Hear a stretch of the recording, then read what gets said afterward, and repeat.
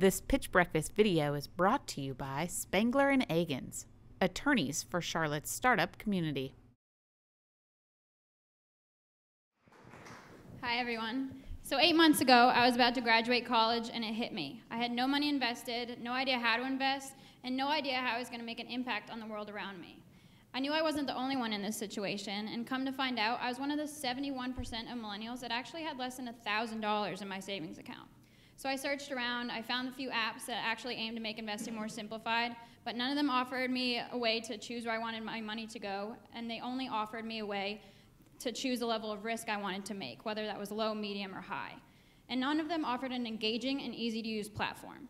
So our competitors lack options, they're boring, and they aren't intuitive, even for a recent business graduate like me. So this is why my team and I started ImpactCents. ImpactCents will be the first investment app that's extremely personalized, engaging, and educational for younger generations to start investing their small amounts of capital. To do this, the user will download the app, link their bank account. They'll take a short survey that'll tell us their personal interests, such as ocean conservation, clean energy, or gender equality in the workplace. And from there, their daily transactions will be rounded up to the nearest dollar. This amount of spare change will then be put towards their next investments. ImpactCents will be the only app that's an inch wide and a mile deep in the socially responsible investment space. So we're going to charge our users 99-cent monthly subscription fee, and with the option to upgrade in the future to a $199 and $299 premium accounts. In order to acquire users, we're going to use various growth hacker marketing strategies that will specifically target large college networks.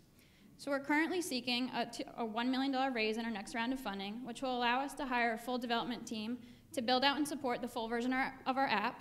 It will allow us to implement our key marketing strategies, such as our ambassador and referral program, and it will also allow us to hire key personnel so we can move forward and grow as a company. So currently there are 64.8 million millennials that are actually interested in investing in socially responsible investments, and ImpactCents is here to be the platform for them to do so. Thank you. My name is Tilly Milburn, and I'm with ImpactCents.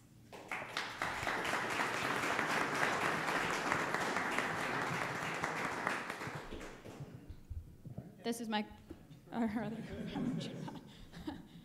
So, very well done. I think you checked pretty much all the boxes. So, good job. I always like to joke that accelerator folks, if nothing else, know how to pitch. So, I'd be disappointed in Dan if it was anything else. But that aside, no, you did check a lot of the boxes. You know, what we're looking for in a 2-minute pitch, you obviously can't go a mile deep.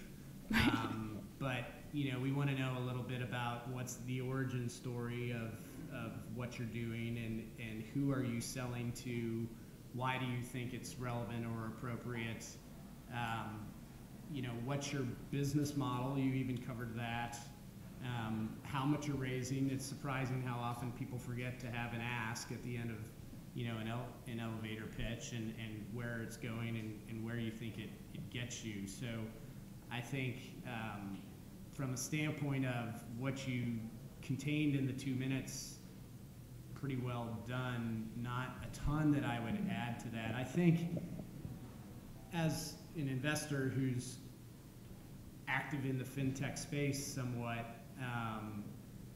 I would maybe quibble a little bit with your characterization of the competitive dynamics of the market. But again, in a 2-minute pitch, that's fine. You're just trying to get me interested enough to come and quibble with you in person, right, one-on-one. You know, obviously, I think the elephant in that room is acorns. And so I'm curious, what do you not see in acorns that you're going to try and do here? Sure. So a big difference between us and acorns is that the choices you have in acorns is only your risk portfolio. So you choose low, medium, moderate, or high. With us, we want it to be extremely personalized. So you will choose how long you want to invest for, what you're interested in, like Tilly said, ocean conservation, clean energy, gender equality, so you feel more connected. Another big differentiator for us is the gamification aspect. We really are trying to get our users involved and engaged more than acorns. For younger generations, reading is not a top priority, and financial reading falls below that. So we're looking into things such as live broadcasts, trivia, to add that financial literacy aspect too. Please don't use the word gamification. Don't? Okay. It's a buzzword. Okay. Talk about engagement. Okay. So I'm curious, and I'll let Keith answer. So on the revenue model, I was surprised to hear that you're thinking out of the gate about a subscription. What you're thinking around that as opposed to a freemium model or kind of a more standard fee-based approach?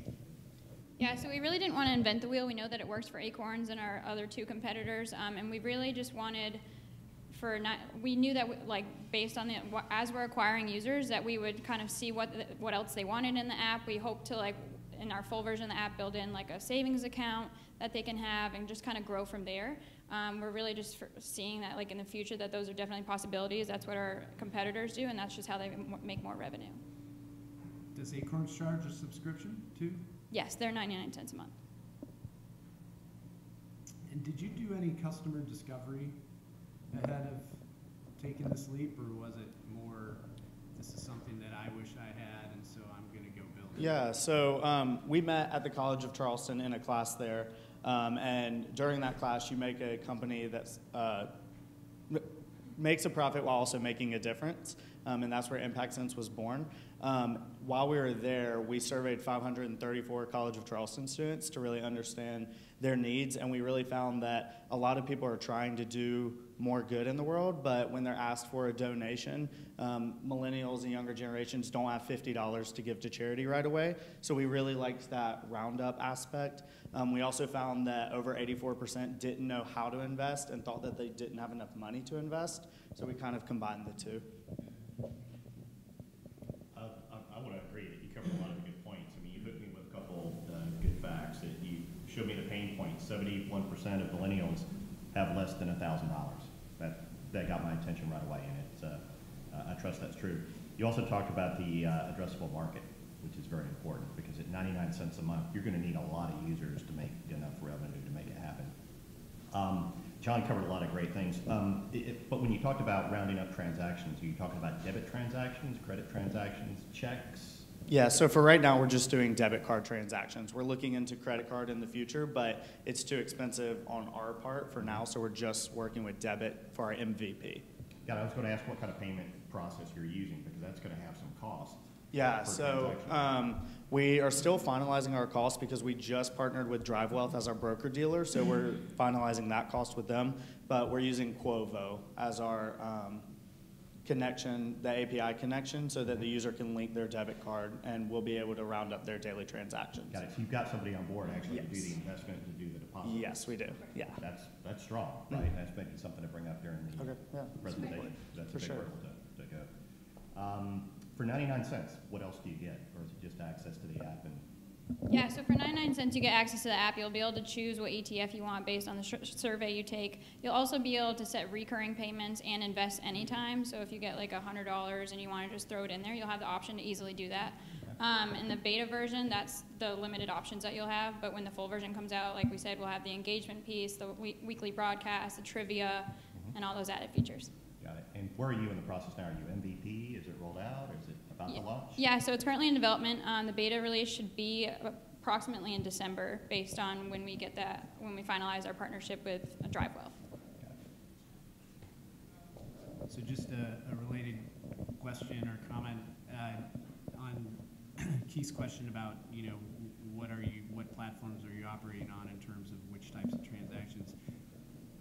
Can you tell me what percentage of millennials' transactions are debit versus credit?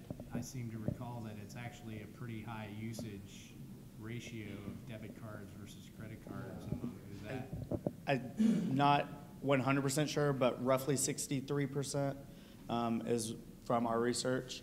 And then we also did another case study with 10 individuals to see what their roundups would add up to over a month's time. And the average was $22.70. So without even thinking about it, you'd be at around $270 in investments every year.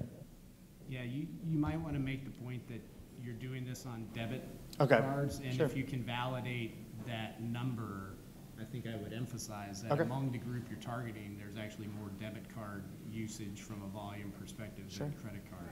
Yeah, for sure. Thank you. Yeah, but good job. Any other questions from the panel? All right, we've got a few. Yep. Well, you know, what just occurred to me is that somehow if you could attach on to Zelle or Venmo. Yeah, for sure. Yes, that would be an interesting approach. Yeah. That would be. I haven't heard anybody else. Yeah, absolutely. We should definitely look into that. Thank you for that. All right, we've got a few minutes, so let's get some questions from the audience. Anybody have a question for the team? Yeah. So I know you brought up the term gamification. Actually, maybe so I'm kind of wondering, how would you like implement that in your app? How would you make it more engaging?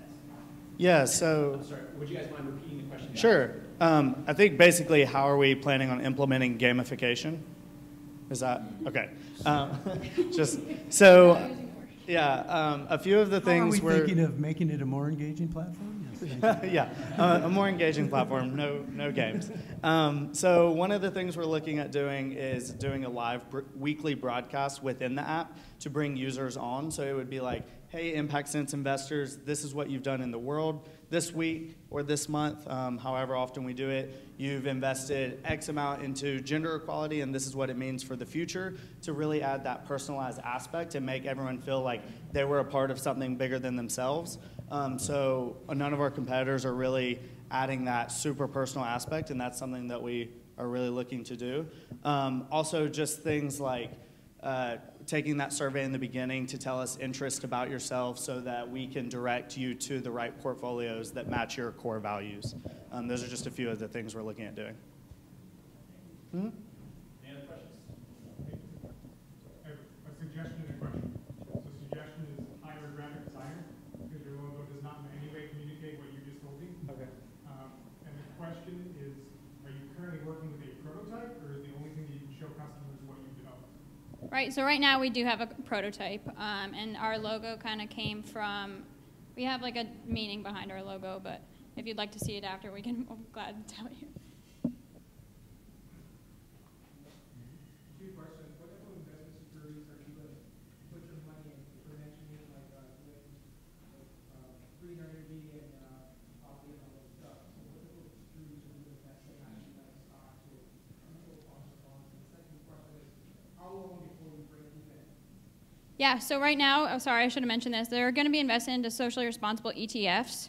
And we're going, right now on our pro forma, we're going to break even in March of 2020. You mentioned several competitors. I just was curious if Stash or Robinson are on your radar. I know Stash allows you a customized approach. It doesn't do a rounding up, so I understand the difference there. And then secondly, just curious, when you sampled and interviewed the target market, I just wanted to make sure that you had a broad background for sampling, just because obviously business students are maybe more apt to at least try something like this. Sure. Yeah, so Stash we do consider a competitor because you do have more choices within the app, but it is pretty confusing. We played around with all of the apps and investment platforms out there really, and Stash was one of the more confusing, and they don't have that roundup feature, and we really think younger generations love that roundup feature because you don't always want to invest that $10 at a time, so that roundup is really just kind of set it and forget it and not have to worry about it. And then what was your second question? Basically, just when you're sampling your target market, talk about how you made the demographics of that market and how you make sure you have the true representation.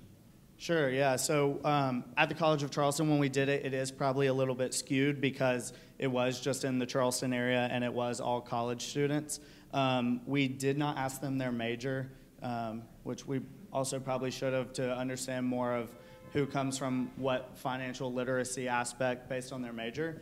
But yeah, we definitely need to add some more demographics and get a wider skew. I know it's something that a lot of people are passionate about, but my concern is that people know they need to do it, but they never actually jump into it. Sure, absolutely. All right, great. Thanks, ImpactCents.